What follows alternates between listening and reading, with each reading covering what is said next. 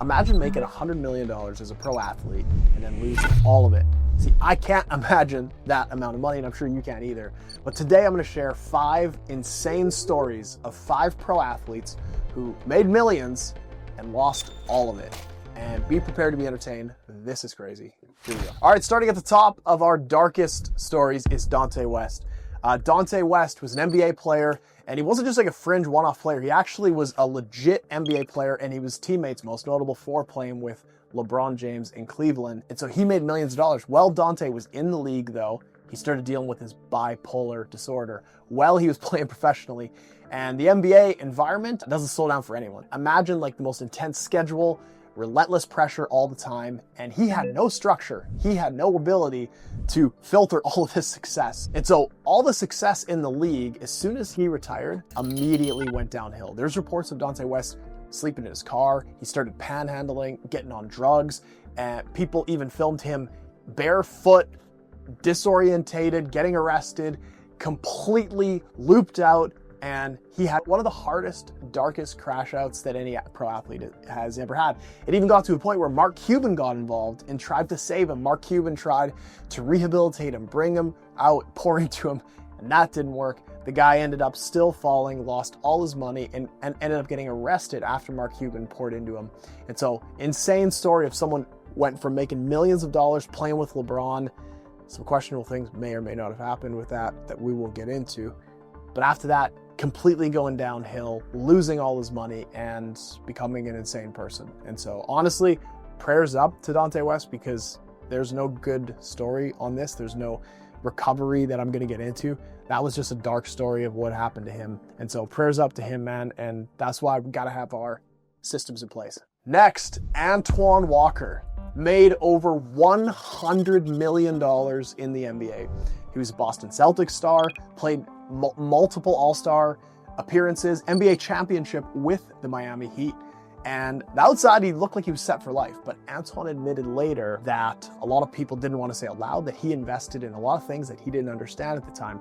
Bad real estate deals, business ventures run by his friends, projects that sounded good that weren't actually vetted, and he ended up losing millions and millions and millions and millions of dollars, and got to a point where he was so over leveraged that he ended up declaring bankruptcy. Years later, he said he assumed the money would always be there, and it wasn't ignorance or assumption. There was no dramatical scandal here. It was just a slow financial bleed, which was caused by decisions without understanding. Today, Antoine, he lives modestly, spoken publicly about the mistakes, and there's no return to wealth, but he definitely had a return to reality. And so, an insane story.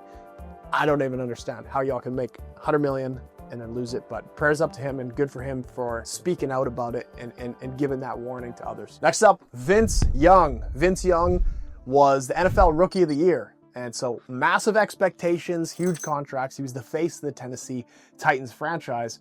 Everything happened real fast. I mean, when you're that young and you have that much success, it's pretty insane. And so obviously, guys making millions of dollars, lots of properties, lavish lifestyle, huge entourage following him everywhere. At one point, reports even surfaced that Vince was spending thousands of dollars a week just to maintain appearances. And so here's the problem. When performance in the NFL dips, the income dips even faster. And so Vince's lifestyle, it didn't slow down when the money did. And that was his problem. Eventually, he filed for bankruptcy. Later, took coaching and advisory roles, trying to stay connected to the game, but the wealth never fully returned.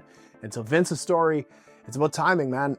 The money arrived, and when reality hit, there was no margin left for him. And so it was all, it was an insane journey. And that's why he even speaks out to this day on his end, as a warning to younger players. Next up, Latrell Sprewell.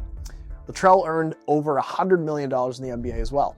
And he was known to be an incredibly intense guy, very competitive. Late in his career, he was offered a $21 million contract and he turned it down. His reason became infamous. He said he had a family to feed. He didn't think $21 million was enough. Not long after, multiple homes that he had were foreclosed on, lawsuits came, and the NBA door closed fast. And this wasn't lack of opportunity, it's because he misjudged his leverage. Latrell assumed that the league needed him more than it did. And when the calls stopped coming in, there was nothing underneath to pivot to. He surfaced occasionally around with the Knicks and in the media, but there was no second act financially. and the league moved on and reality set in for him. And last, we got Terrell Owens. Terrell Owens earned tens of millions of dollars in the NFL, Hall of Fame level talent, elite production, one of the most dominant receivers in his era. Years after retiring though, Terrell publicly admitted he was broke. Insane child support obligations to multiple homes and overextended himself beyond bear. He had no long-term thinking or structure, and all that money ended up drying out. But unlike the others, Terrell actually ended up stabilizing, and not a fairy tale comeback, but definitely a return to doing well for himself. And so he ended up, through his own podcast, opened a barbershop, did all kinds of different business ventures, and ended up being able to still maintain and you know, have success in business. But ultimately, man, I'm sure there's a lot of things he regrets from losing out on millions of dollars. None of these athletes plan to end up here, I'm sure. Every one of them had thought they had time, thought that they'd figure it out later, then the money would last and come in forever. I'm not telling these stories to pile on and say, you know, what would we have done in those situations if someone gave us $100 million in our early 20s? I mean, I don't know. I don't know what I would have done. I don't know what y'all would have done. But patterns like this exist at the highest level in business, but it also can impact our own businesses. If we don't have structure, systems, accountability, and different things to help us grow our business, man, it's gonna be tough, because talent opens a door, but once that money comes in, it's all about what you do with it. It's all about the decisions that you make and the type of person that you are. And so as we get into business, and as this is an entrepreneurship channel, I've been in business over a decade now, and man, money sometimes is easy to come in, believe it or not. It's what do you do and how do you multiply that revenue once it comes in to the next stage. And so I hope you all enjoyed these crazy stories from these guys, and I hope you're entertained. If you're new here, I would love to have you all come along and subscribe to the channel. We're gonna be posting multiple times per week. This is really gonna be a channel, man, focused on entrepreneurship. I'm gonna share a bit of what I've learned, and we're really gonna dissect the mindset of some of these pro athletes, the good and the bad, and how we can relate that to get an edge in business and in our own lives. And so if you love sports and you love business, be sure to subscribe, come along for the journey. We'll see you guys soon.